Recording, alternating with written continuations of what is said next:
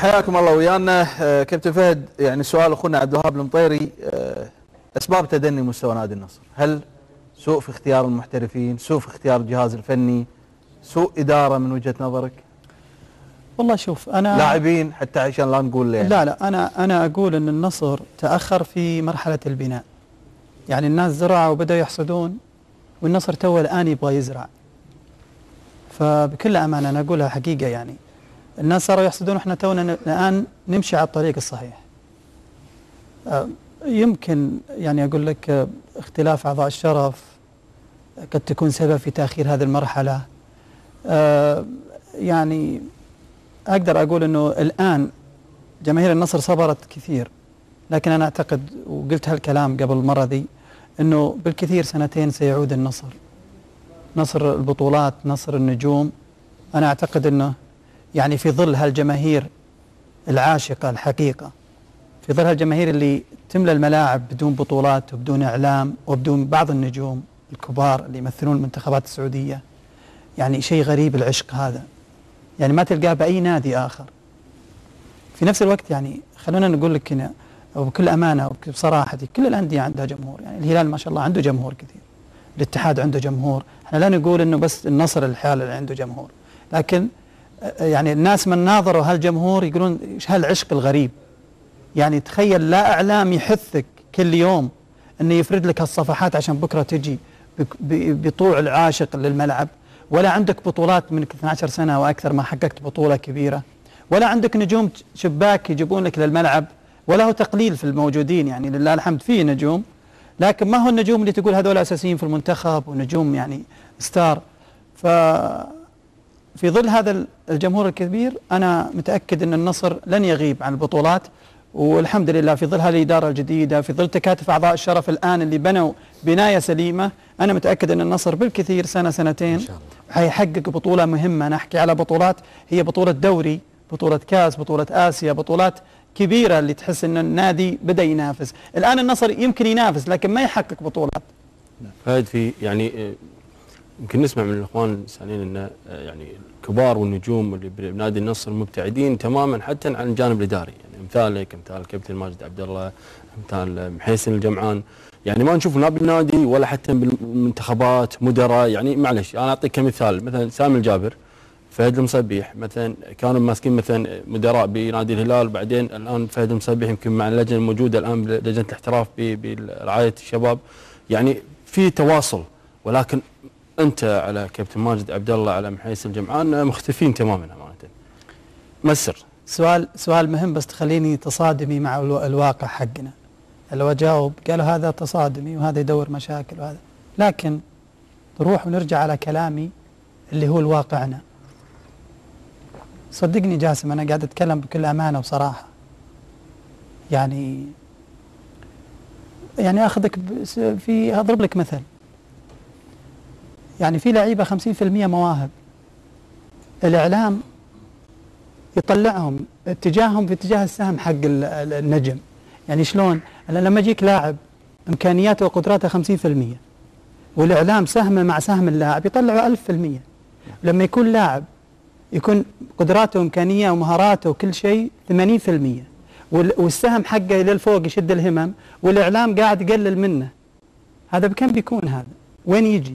لما نجي على واقعنا الان في لعيبه اخذوهم الجمعيات خيريه، اخذوهم الحملات اخرى، ما يبغون نفس اللاعب، يبغون اللي ورا اللاعب، يبغون واقع يتكلم عنه، يبغون الواقع يجي يمدح. يعني انت قاعد لاعب كانك يعني طعم لشيء اخر، ولا هو تقليل في بعض النجوم اللي اخذوا مناصب.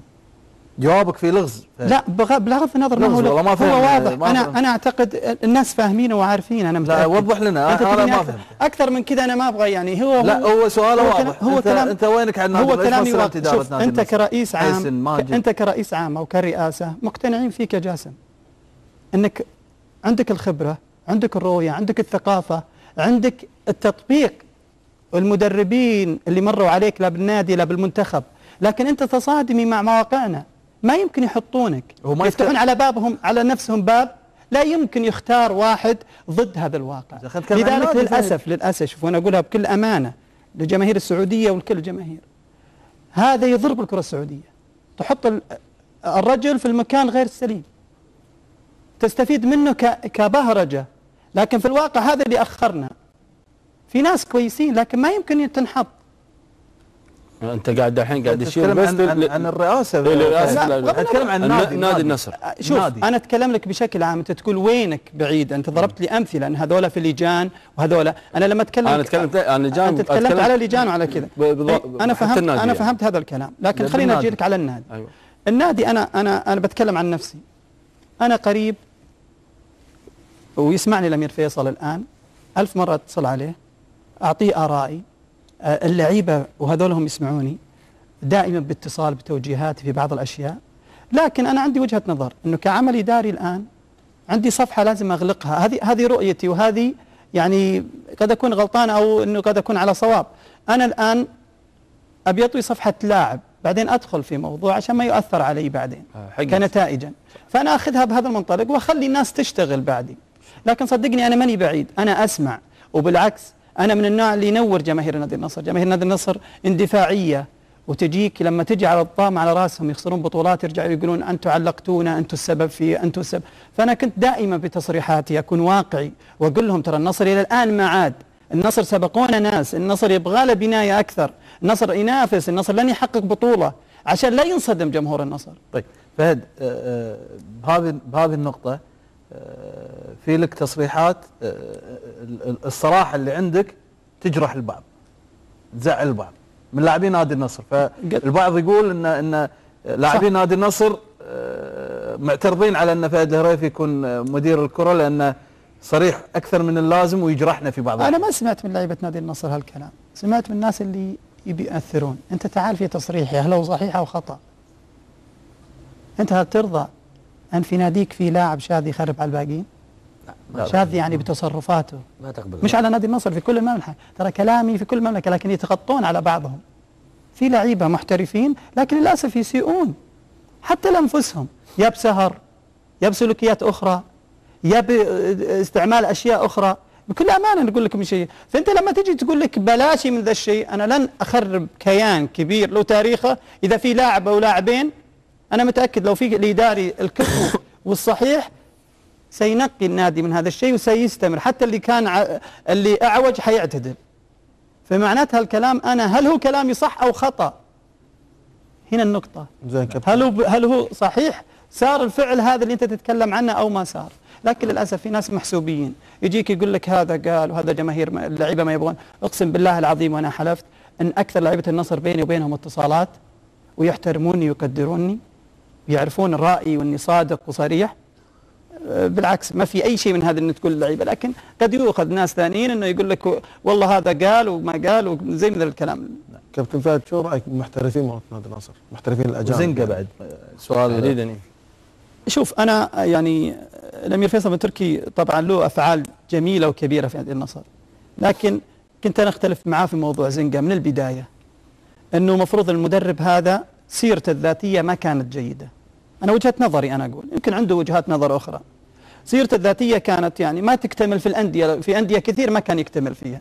يمكن ما توفق إلا في نادي في الله يذكرني فيها إن شاء الله بذكره، هو اللي تحقق فيها بطولة أوروبا الشرقية في صربيا. في صربيا نعم أعتقد بارتيزان. هذه النقطة. النقطة الثانية، أنا كنت ضد أن المدرب يجيب اللاعب، يعني يكون فيها موضوع من السمسرة أو لعيبة ما توفقوا فيها مهما كان إمكانية هذا اللاعب. أنت تجيب لي رزفان تقول لي هذا لاعب أساسي في منتخبه. طيب أنا ما علي من لاعب أساسي منتخبه، أنا علي من لاعب وش يحتاج من الفريق؟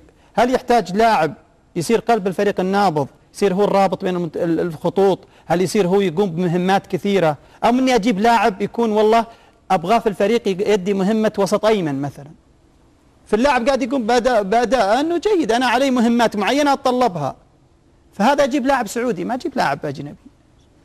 في لعيبة كبار في الدوري السعودي يشيلون فريق. الآن بالدوري السعودي صار في 4 أجانب، ال4 أجانب هذه لما تجي حسابيا أحصل 40% من مستوى الفريق على ال4 اللاعبين الباقيين هذول. صح. يعني إذا أنت حسابنا طلعنا الحارس